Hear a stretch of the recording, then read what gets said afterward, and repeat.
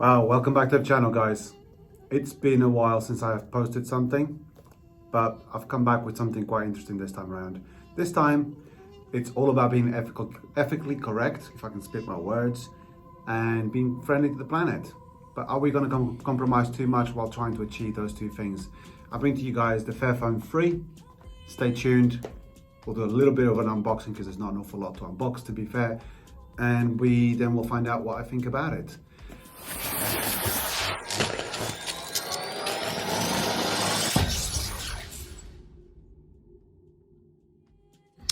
So here we go with the extra wide angle so you guys can see everything. There's not an awful lot to uncover, to be fair with you. It's all about the phone. If you buy this outright, one of the things you probably notice is the box is very small. So I wonder what we're going to find in here. So take that, here I am, multiple languages, Spanish, I don't know what the other ones are. Translate if you can, guys, in the comments below. It'd be nice and fun. The phone, here we go. It's made for you, a little bit of interesting advertising. And let's have a look in here. And that's it. That is the phone. Obviously, I've opened this before, so it's got a few fingerprints and what have you. They give you a screwdriver,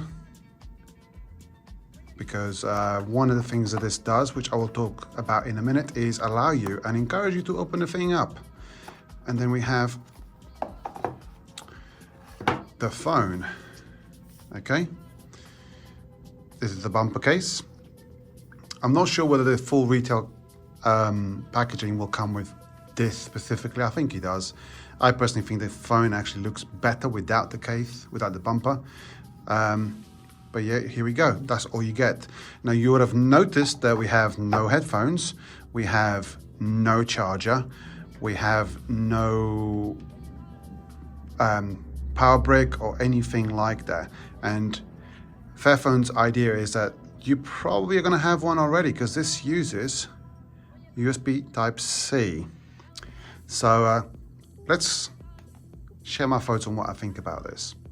So you've now seen the unboxing. Obviously you can clearly see there's not an awful lot in there to unbox. And I want to cut to the chase, because realistically speaking, this phone's got a lot of shortcomings. But bear with me, because I think there is something to take away from this particular phone. I mean, this is third generation of Fairphone. Fairphone is actually an Amsterdam-based company, and they are looking at smartphones from a different angle. They're looking at it from the point of view where they want you to have this phone for 5 years.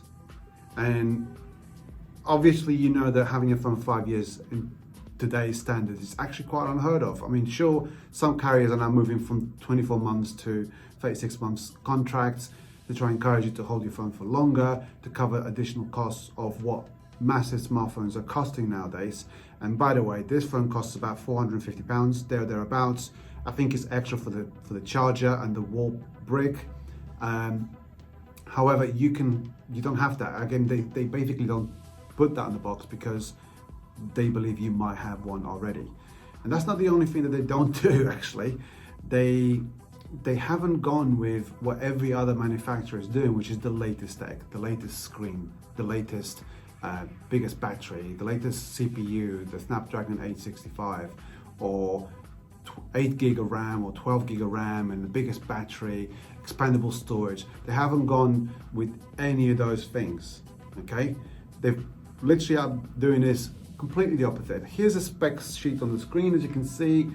Nothing to write home about, to be fair with you, if I must be honest. A little bit underwhelming if you look at it. I mean, when the Google Pixel came out with 4 gig of RAM, everyone slated it, and rightly so, because 4 gig of RAM for Android is a little bit on the lackluster, to be fair with you. 64 gig storage, again, that's a little bit on the low side. I believe there might be other tiers you can go for with additional storage, and there is expansion within the actual phone itself. Neat little trick, which people don't notice, is dual SIM. It's something that obviously has been embraced a lot more, particularly from a business point of view. You might have a business phone, you might have a personal phone, or if you're someone who goes on holidays a lot, you want to have an abroad SIM and a SIM for locally. That could be quite handy. if that is the case, don't forget you want to go and speak to the people who have actually provided me the phone, which is Notelco. Links on the description below. Speak to Stuart, he'll sort you out with this phone or any other phone you feel like you want to take. iPhone, whatever, they are impeccable customer service, something that a lot of companies are missing nowadays. So talking about service, when you break your phone today, your expensive iPhone, your expensive Samsung, often the case is they cost huge amount of money, or the repair is often too costly that you might as well just upgrade and change your handset. Well, Fairphone are looking at it differently. They say, well, no, if you busted your battery, the battery is not that expensive. Link below to their website so you can check the prices. I don't want to misquote them in here. They are fair prices for the price of the phone. Again, let me say something, guys. This is not a flagship phone. This is a mid-tier phone, and so is priced adequately at around £450. Personally, I think that it's still a little bit on the expensive side, because if you think of other competitors, Oppo, Huawei, OnePlus, they're all on the same competitive arena, and they all, unfortunately, for Fairphone, are providing better handsets, in my opinion. Better screens, better screen technology, bigger screens, waterproof, wireless charging, all of those things, all of those features which actually this doesn't have. But let's just talk a little bit about the good things about Fairphone.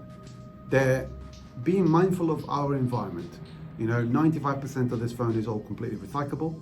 The fact that you do not have to go and buy another phone because the camera module is broken means that there is friendly and ethically thinking of the cost to the earth by getting a new phone. All of those things are great. I love it. I think it's amazing that they're doing that. From a tech point of view, I think that it's too much of a compromise to the competition. I have spoken to a number of people about this phone. They like the design. It's a bit 2017 with a big forehead and a big chin. I like the clear back. I think the whole writing on the back of the phone changes in your hands is a bit corny, to be fair with you. I don't like the fact they got the Fairphone logo all over the place, like the front and the back. It's a little bit overwhelming. It's a bit too heavily branded, if you ask me. Maybe they might want to come up with a logo that is smaller and easier to hide. They have got fingerprint reader at the back.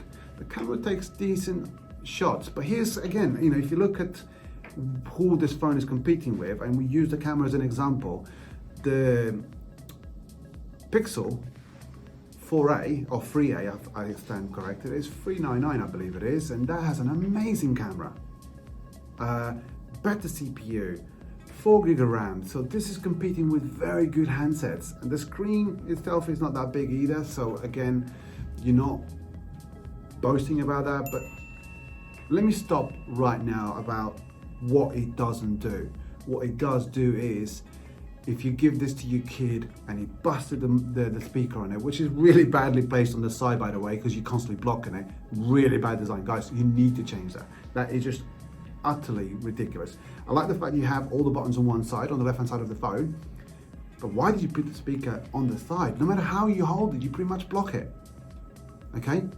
I like the boxy design. It's a bit on the thick side. The phone is quite thick for what it does, but I guess if you're running a module system, then that's what's going to happen.